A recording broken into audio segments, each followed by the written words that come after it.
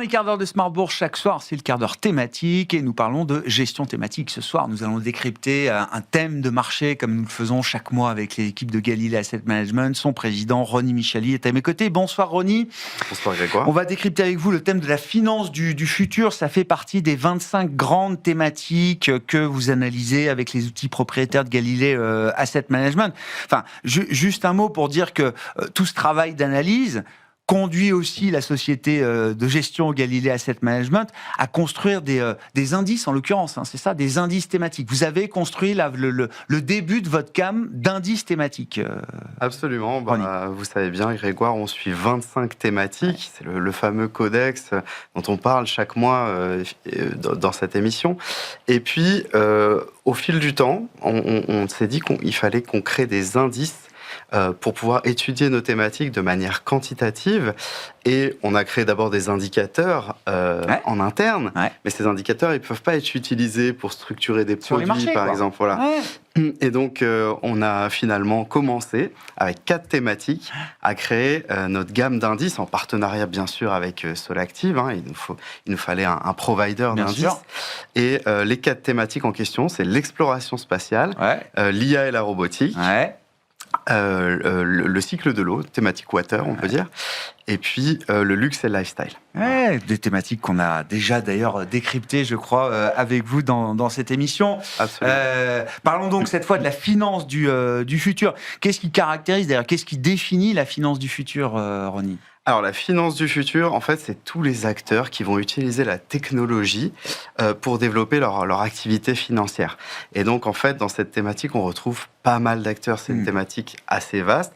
Alors, on retrouve des banques traditionnelles qui innovent, qui investissent beaucoup de leur chiffre d'affaires dans l'innovation digitale. On retrouve des néobanques. On peut citer, par exemple, Swissquote. Bien sûr. On retrouve des réseaux de paiement, donc Visa, Mastercard. On retrouve des entreprises de services de paiement, par exemple Adyen ou PayPal. On retrouve des fintech et des insurtech qui proposent des solutions innovantes. Je ne sais pas si vous connaissez Klarna, par exemple. Oui, bien sûr. On a beaucoup parlé de Klarna, qui fut à un moment la fintech la plus valorisée au monde. Il y a eu un petit parcours ensuite un peu plus compliqué, mais oui. Absolument. Voilà. Je me fais souvent charrier par l'équipe de gestion parce que je l'avais dans mes... Oui, mais c'est un exemple quand même de cet écosystème de la finance du futur. Exactement, voilà. Et puis, on a aussi les big tech. Alors, une partie des big tech, avec Apple Pay, Google Pay par exemple, et enfin les sociétés qui sont directement liées à la blockchain, Coinbase, Block. Donc vous voyez une thématique quand même très vaste. Très large. C'est pas sectoriel. C'est pas que des banques traditionnelles comme vous dites. Pour le coup, ça embrasse une vraie thématique large et profonde, et portée par des méga tendances. Et donc, du coup, comment est-ce qu'on valide effectivement cette thématique ? C'est toujours le premier aspect du codex, en tout cas de la grille d'analyse que vous avez développée chez Galilée, Ronnie. Exactement, pour que ce soit vraiment une thématique d'investissement et qu'on examine bien sûr ses perspectives économiques, mais aussi son potentiel boursier, il faut qu'elle soit structurelle, internationale et transversale.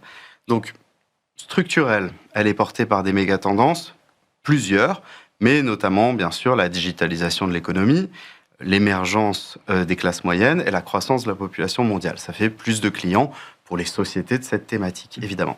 Si on prend juste la digitalisation de l'économie, l'essor du e-commerce va faire que, bien sûr, on va avoir besoin de solutions qui sont efficaces, qui sont instantanées et qui sont internationales. Du coup, j'en arrive à l'international.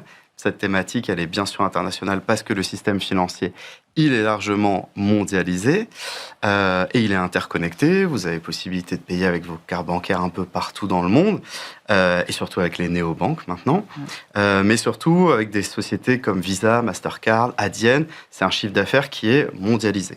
Donc ça, vraiment, c'est une des caractéristiques, c'est vraiment l'une des thématiques les plus internationales. Et la blockchain, en fait, ça pousse cette logique encore plus loin.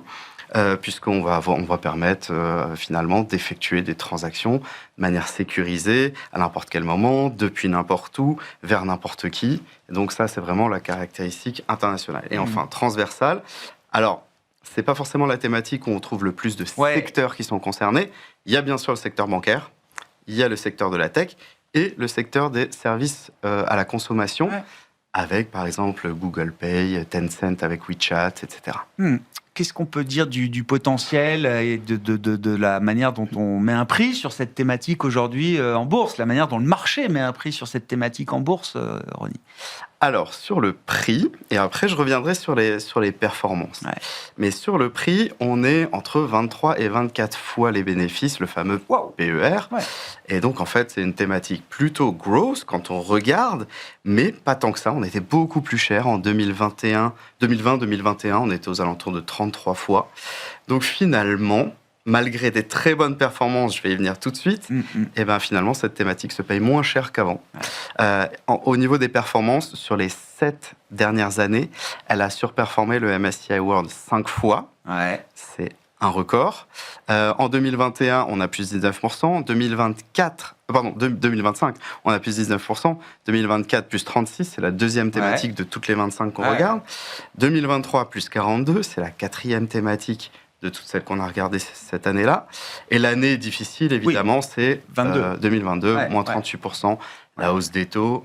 Et donc la hausse des taux qui pénalise bien sûr les valeurs tech, mais qui pénalise aussi les banques. Sachant qu'on sortait de la période Covid où on pensait qu'on n'irait plus jamais dans un magasin, que tous les paiements se feraient en e-commerce, en paiement dématérialisé, etc. etc. Absolument. Ouais. Bon, quand je dis ça pénalise les banques, évidemment, la hausse des taux a été bonne pour le business model des banques. Ouais. Mais en tout cas, les banques... Mais il y a la partie tech dans cette thématique qu'il ne faut pas négliger. En fait, les banques ayant un bêta supérieur au marché, le marché baissant cette année-là, c'était, en tout cas au départ de 2022, c'était un petit peu compliqué. Ouais. Qu'est-ce qu'on peut dire des points forts? On en a déjà cité certains pour cette thématique, et des fragilités aussi peut-être derrière cette thématique de la finance du futur. Alors, pour finir sur les chiffres, ce qui explique finalement qu'on a des très bonnes performances, mais qu'on se paye pas si cher que ça, c'est que les perspectives économiques, elles ont largement augmenté. La croissance du chiffre d'affaires, c'est 13% annualisé pour les 3 prochaines années. La croissance des BPA, c'est 20% annualisé.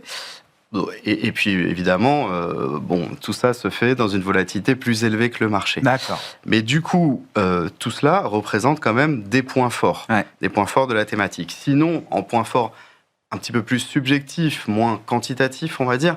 En point fort, vous avez bien sûr la démocratisation de l'investissement avec les plateformes. Maintenant, même en France, avant c'était que au UK, lorsque vous preniez le métro à Londres, vous voyez des plateformes d'investissement, etc., pour la pension, tout ce qui est retraite. Voilà. Maintenant, vous retrouvez ça aussi en France, avec les Trade Republic, par exemple, qui font de la pub à la télévision, Revolut, bien sûr. Donc voilà, démocratisation de l'investissement avec les plateformes, la réduction des coûts opérationnels que ça engendre, la rapidité des transactions, et évidemment, tous les avantages de la blockchain, limitation des intermédiaires, transparence des opérations, traçabilité.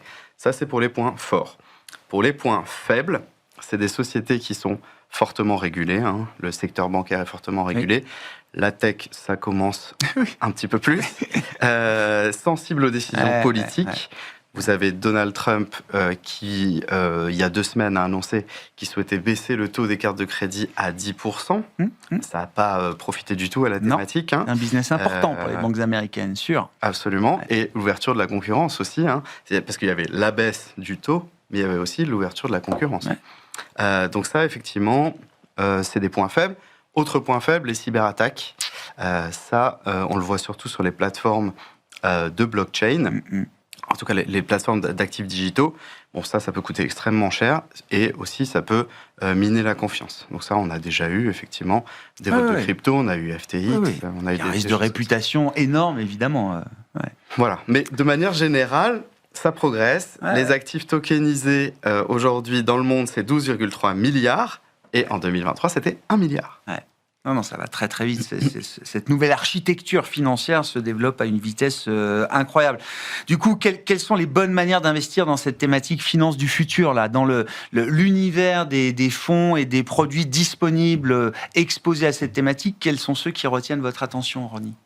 Alors, vous pouvez investir en actions, bien sûr, mais sinon en fonds et en ETF. Alors les actions, on en a cité quelques-unes. On a cité Adyen, par exemple. Bien sûr. Il faut savoir que le chiffre d'affaires de Adyen, sur les 5 dernières années, la croissance du chiffre d'affaires n'a jamais été inférieure à 20%. Donc voilà, vous pouvez aller sur des sociétés comme ça, on en a cité plein. Maintenant, au niveau des fonds et des ETF, on peut aller sur Robeco, par exemple, Robeco New Financials. Voilà. C'est un fonds qui a des banques classiques, mais aussi des entreprises susceptibles de jouer un rôle dans la numérisation de la thématique. C'est vraiment pour les gens qui veulent tester et pas y aller totalement. Parce que ça reste quand même un fonds où il y a pas mal de banques classiques, avec une approche GARP, donc Growth at Reasonable Price. Donc voilà, c'est pour les gens qui souhaitent mettre un pied dans la thématique. Dans celui-ci, il y a 50% de sociétés US, 30% d'Europe. D'accord. Il faut vouloir s'exposer au moins à moitié aux US. Ensuite, vous avez chez BlackRock BGF FinTech. Alors là on est déjà on est déjà plus tourné sur l'évolution digitale. Celui-ci a un peu plus d'États-Unis, presque 67% d'US. Et c'est principalement des large et des mid-cap de la thématique dont on a parlé, mais un peu moins tourné vers les banques, beaucoup moins d'ailleurs tourné vers les banques traditionnelles. Et enfin, en tracker, il en faut pour tous les goûts. Potentiellement, on a Xtracker FinTech Innovation, donc lui aussi, il a plus de 65% sur les US. Et lui, finalement, c'est une bonne répartition des acteurs de la thématique. On va retrouver des FinTech, des InsurTech, on va retrouver des Big Tech, on va retrouver de la blockchain. Donc voilà, c'est vraiment un tracker sur un indice qui représente bien la thématique. Plutôt bien diversifié. Merci beaucoup, Ronny. On se retrouve dans un mois pour décrypter avec vous une nouvelle thématique d'investissement à travers les outils d'analyse de Galilée Asset Management. Ronny Michali, le président de Galilée AM, était avec nous, l'invité de ce dernier quart d'heure de Smart Bourse.